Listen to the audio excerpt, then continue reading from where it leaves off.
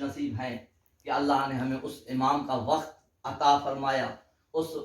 امام کے زمانے میں ہمیں وہ شرف بخشا کہ نجف کی سرزمین میں بیٹھے ہوئے کشکول علم لیے ہوئے باب العلم کے دروازے پہ خیرات علم کے لیے بیٹھے ہوئے ہیں، راضی بیٹھے ہیں، اور ہم اور آپ خوش نصیب ہیں کہ امام زمانہ کا زمانہ ہمیں ملا، یعنی اس امام کا جو میم ہا میم دال ہے اس کا زمانہ ہمیں ملا، کیونکہ میرے عزیزو یہ کوئی عام امام نہیں ہے، یعنی کوئی لک لکا لسانی کہا جائے یا کوئی خطابتی جملہ کہا جائے، نہیں نہیں، ایسی کوئی بات نہیں ہے، حقیقت پر مبنی بات میں کر رہا ہوں۔ ماں سوا پنتل پا کے 5 شخصیتوں کو چھوڑ کر، الفاظ بدل کر یوں کہوں کہ مولا سجاد سے لے کر عسکری مولا تک، مولا سجاد سے لے کر عسکری مولا تک تمام جتنے یہ ائمہ موجود ہیں جس کی تعظیم کرتے ہوئے نظر آئے اسے قائم آل محمد کہتے ہیں۔ یہ وہ شخصیت ہے مولا سجاد سے لے کر مولا عسکری مولا تک، اور حقیقت ہے یہ وہ شخصیت عظیم شخصیت عطا کہ اللہ کو نیکی دے۔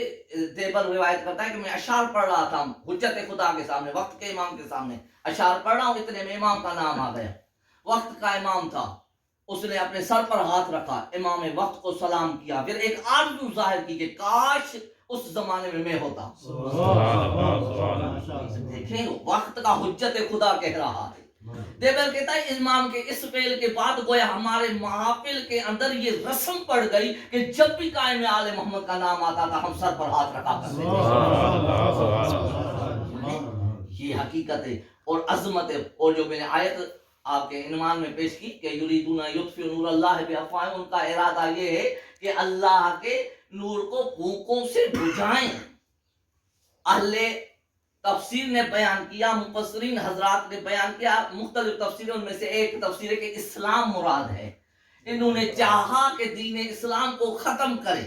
نور اسلام کو ختم کرے۔ وَيُرِيدُونَ يُطْفِئُوا نُورَ اللَّهِ بِأَفْوَاهِهِمْ، ان کافروں کا ارادہ تھا کہ نور خدا کو پھونکوں سے بجھائیں، لیکن وہ تو اس کے سوا مانتا ہی نہیں ہے کہ اپنے نور کو تمام کر کے رہے۔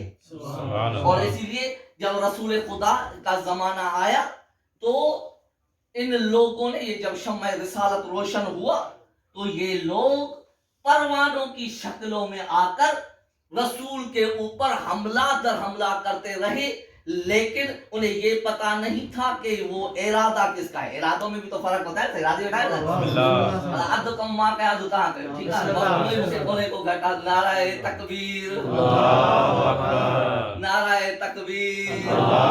جتنا بلند و بالا ہے، جتنا عظیم و اعلیٰ ہے، جس کے سامنے علی بھی سجدہ ریز نظر آئے تو پھر اس کا نام بھی اتنا بلند و بالا ہونا چاہیے۔ نعرہ تکبیر، نعرہ رسالت، نعرہ رسالت، نعرہ حیدری، نعرہ حیدری، قائم آل محمد کے لیے کہاں پہ بات، یعنی ان کا ارادہ اب کیا ہوا، شمع رسالت کو جب 11 ہجری کو جانے کا ارادہ ہوا تو پھر اسی شمع رسالت سے شمع امامت کو من کنت مولاہ فہذا علی المولا کہہ کے روشن کر دیا گیا۔ پھر شمع در شمع یہ روشن ہوتے چلے گئے۔ اب ان کو تو بچاروں کو پتہ ہی نہیں تھا نا، بھوکوں دینے والوں کو تو پتہ ہی نہیں تھا کہ ہمارا ارادہ کہاں، خالق کا ارادہ کہاں، جو خود کن کا مالک ہے۔ کہتے ہیں نا فانوس بن کر جس کی حفاظت ہوا کرے، وہ شمع کیا بجھے جسے روشن خدا کرے۔